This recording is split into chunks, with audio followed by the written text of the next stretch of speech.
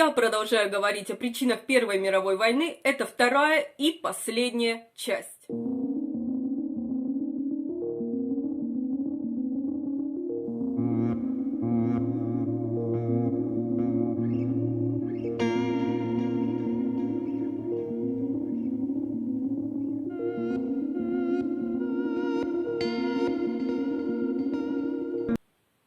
Левые партии, особенно социал-демократическая партия Германии, добивались значительных успехов на федеральных выборах в Германии в 1912 году.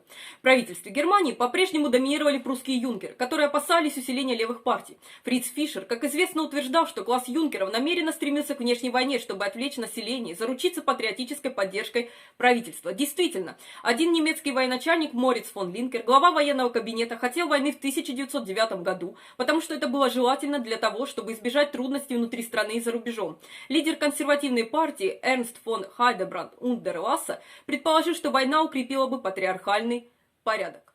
Другие авторы утверждают, что немецкие консерваторы неоднозначно относились к войне, опасаясь, что проигрыш в войне будет иметь катастрофические последствия, и полагали, что даже успешная война может оттолкнуть население, если она будет длительной или трудной. Сцены массовой военной эйфории часто подделывались в пропагандистских целях, и даже те сцены, которые были подлинными, не отражали настроение населения в целом.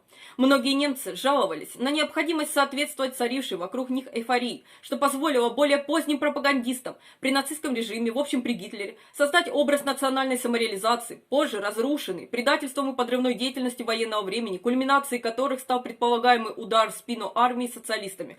В общем, создана была легенда об ударе ножом в спину, объяснявшая поражение Германии в Первой мировой войне обстоятельствами не военного, а внутриполитического характера.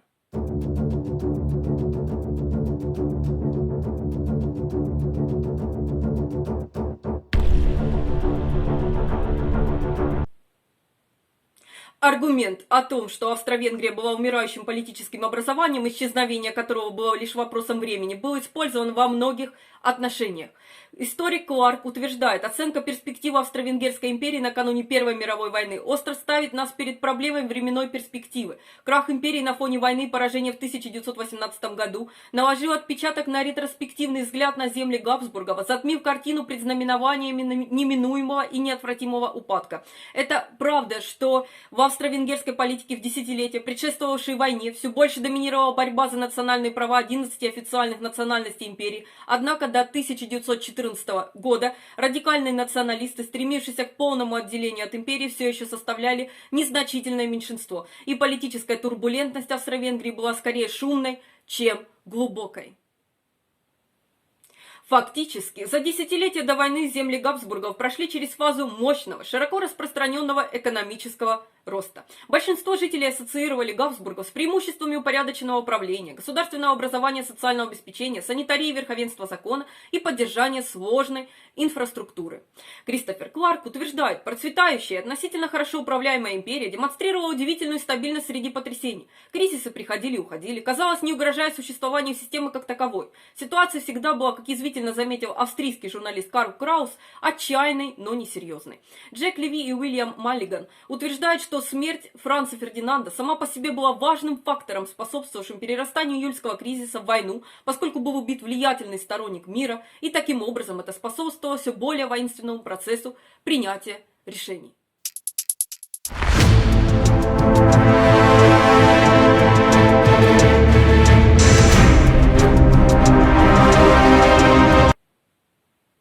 Основными целями сербской политики были: первая – солидарность России по вопросу экспансии Сербии в ходе Балканских войн, и вторая – осуществление мечты о Великой Сербии. Великая Сербия – это националистическая идея пансербизма сербских радикалов и редентистов. В основе этого лежала культура крайнего национализма. Кларк утверждает, однако, видение Великой Сербии было не просто вопросом государственной политики или даже пропаганды. Это было глубоко вплетено в культуру и идентичность сербов. Сербская политика осложнялась тем фактом, что главными действующими лицами в 1914 году были как официальное сербское правительство во главе с Николаем Пашичем, так и сторонники Черной руки. Черная рука, данная националистическая организация, верила, что в Великой Сербии можно добиться, спровоцировав войну с Австро-Венгрией террористическим актом. Официальная позиция правительства заключалась в том, чтобы избежать конфликтов, и эта официальная политика была отложена из-за политической необходимости одновременно и тайно поддерживать мечты о великом сербском государстве в долгосрочной перспективе. Сербское правительство сочло невозможным положить конец махинациям черной руки из-за боязни, что оно само будет свергнуто. Кларк утверждает, сербские власти частично не хотели, а частично не смогли подавить ирредентистскую деятельность, которая в первую очередь привела к убийствам. Россия склонялась к поддержке Сербии и поощряла Сербию сосредоточить свой ирредентизм против Австро-Венгрии.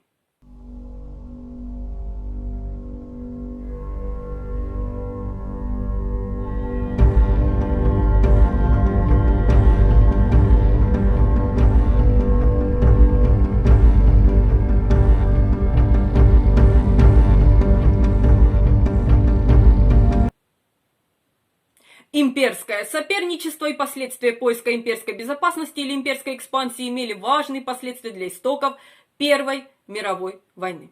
Имперское соперничество между Францией, Великобританией, Россией и Германией сыграло важную роль в создании тройственной антанты и относительной изоляции Германии. Имперский оппортунизм в форме нападения Италии на провинции Османской империи также способствовал Балканским войнам, которые изменили баланс сил на Балканах в ущерб Австро-Венгрии. Некоторые историки считают, что Германия создала свою собственную дипломатическую изоляцию в Европе из-за агрессивной и бессмысленной имперской политики, известной как мировая политика. Другие, такие как Кларк, считают, что изоляция Германии была непреднамеренным следствием разрядки в отношениях между Великобританией, Францией и Россией. В любом случае, изоляция была важна, поскольку не оставляла Германии иного выбора, кроме как вступить в более тесный союз с Австро-Венгрией, что в конечном итоге привело к безоговорочной поддержке карательной войны Австро-Венгрии против Сербии во время июльского кризиса.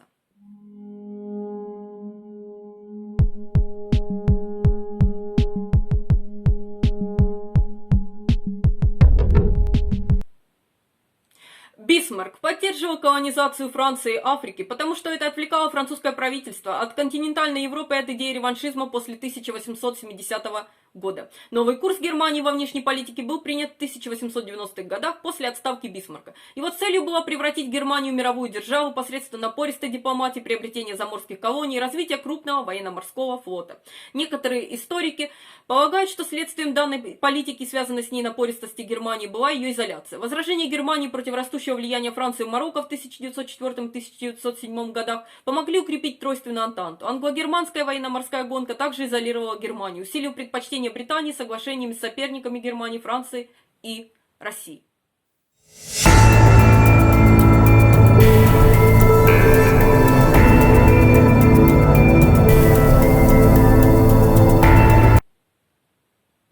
Великобритания и Франция подписали ряд соглашений в 1904 году. Самое главное, была предоставлена свобода действий Великобритании в Египте и Франции в Марокко.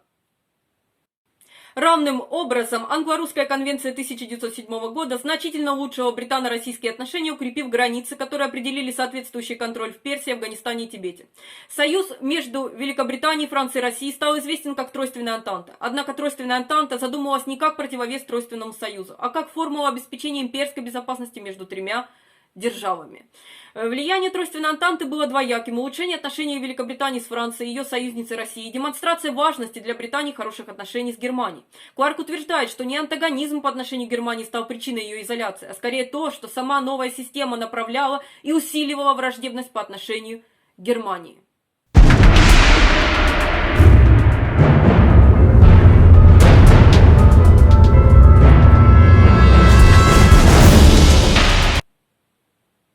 Итало-турецкая война 1911-12 годов велась между Османской империей и королевством Италии в Северной Африке. Война ясно показала, что ни одна великая держава по-прежнему не желала поддерживать Османскую империю, что проложило путь к Балканским войнам. Когда Франция попыталась значительно расширить в Марокко свое влияние без согласия других сторон, Германия выступила против. Целью немецкой политики было вбить клин между Великобританией и Францией. Но это произвело противоположный эффект, и Германия оказалась в дипломатической изоляции, прежде всего из-за отсутствия поддержки Италии, несмотря на то, что она входила в Тройственный союз. Французский протекторат над Марокко был официально установлен в 1912 году.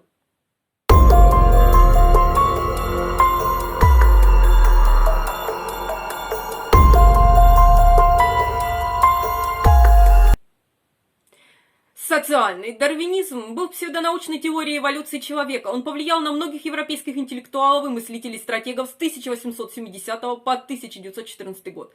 В теории подчеркивалось, что борьба между нациями и расами естественна, и что только наиболее приспособленные нации заслуживают выживания. Это придало импульс самоутверждению Германии как мировой экономической и военной державы, нацеленной на конкуренцию с Францией и Великобританией за мировое господство.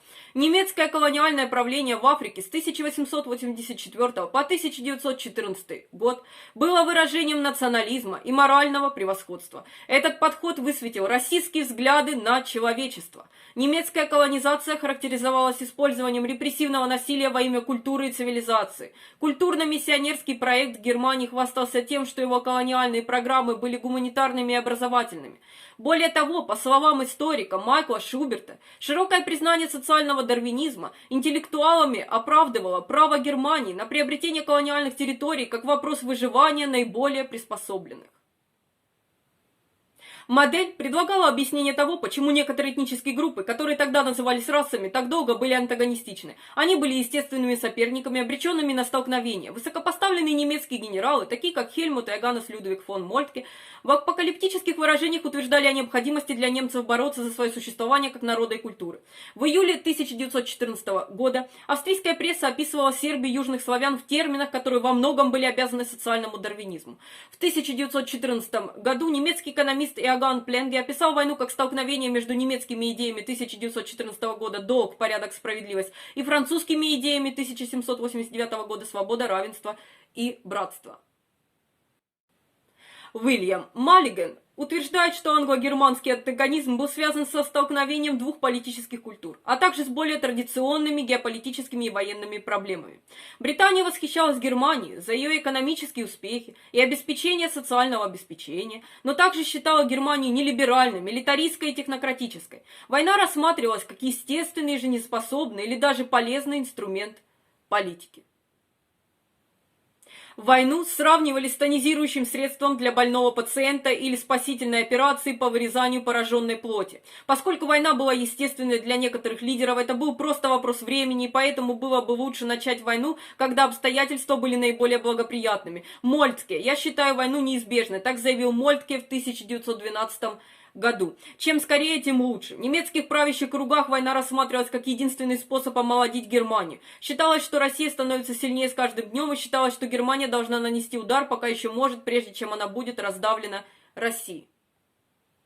Национализм превратил войну в соревнование между народами, нациями или расами, а не королями и элитами. Социальный дарвинизм привносил в конфликт ощущение неизбежности и преуменьшал значение дипломатии или международных соглашений для прекращения военных действий. Он имел тенденцию прославлять войну, проявление инициативы и роль мужчины-воина. Социальный дарвинизм сыграл важную роль по всей Европе. Он сыграл решающую непосредственную роль в стратегическом мышлении некоторых важных членов австро-венгерского правительства. Таким образом, социальный дарвинизм нормализовал войну как инструмент политики и оправдал ее использование.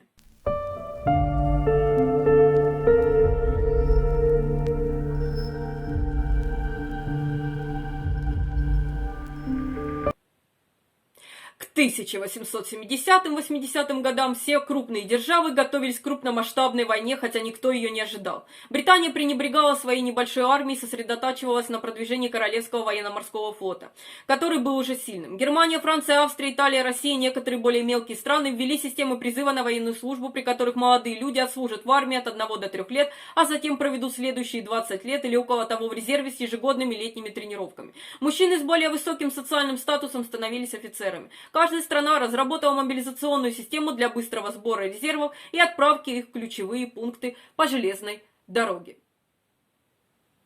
Каждый год генеральные штабы обновляли и расширяли свои планы с точки зрения сложности. Каждая страна накапливала оружие и припасы для армии, которая исчислялась миллионами. В 1874 году в Германии была регулярная профессиональная армия численностью 420 тысяч человек, с дополнительными резервами в 1,3 миллиона человек. К 1897 году численность регулярной армии составляла 545 тысяч человек, а резервистов 3,4 миллиона. Во Франции в 1897 году году было 3,4 миллиона резервистов, в Австрии 2,6 миллиона, а в России 4 миллиона. Численность вооруженных сил увеличивалась. Например, изменения в законодательстве о воинской повинности во Франции в 1913 году привели к увеличению численности французских вооруженных сил накануне конфликта. Различные национальные военные планы были доведены до совершенства к 1914 году, но Россия и Австрия уступали по эффективности. Последние войны с 1865 года, как правило, были короткими. Все военные планы предусматривали решительное наступление и предполагали, что победа придет после короткой войны. Ни один из них не предусматривал потребности в продовольствии и боеприпасах в условиях длительного тупика, который фактически сложился с 1914 по 1918 год. Как выразился Дэвид Стивенсон, самоподкрепляющийся цикл повышенной военной готовности был важным элементом конъюнктуры, которая привела к катастрофе. Гонка вооружений была необходимой предпосылкой для начала военных действий.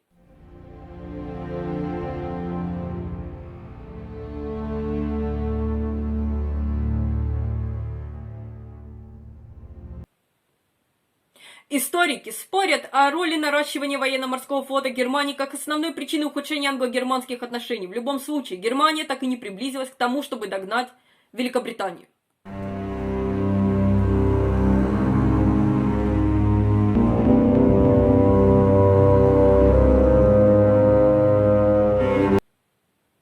Основные цели России включали усиление роли Санкт-Петербурга как защитника восточных христиан на Балканах, таких как Сербия.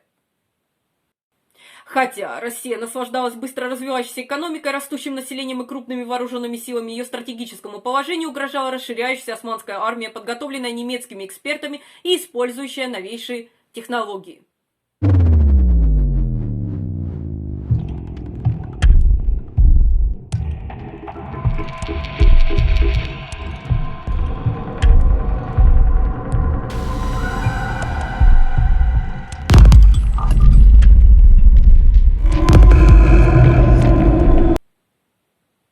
Традиционные повествования о войне предполагают, что когда война началась, обе стороны верили, что война быстро закончится. Риторически говоря, ожидалось, что война закончится к Рождеству в 1914 году. Это важно для понимания истоков конфликта, поскольку предполагает, что поскольку ожидалось, что война будет короткой, государственные деятели, как правило, не воспринимали серьезность военных действий так серьезно, как они могли бы это сделать в противном случае. Современные историки предлагают подход с нюансами. Существует достаточно свидетельств того, что государственные деятели, военачальники считали, что война будет длительной, ужасной и будет иметь глубокие политические последствия. Хотя это правда, что все военачальники планировали быструю победу, многие военные и гражданские лидеры признавали, что война может быть долгой и крайне разрушительной.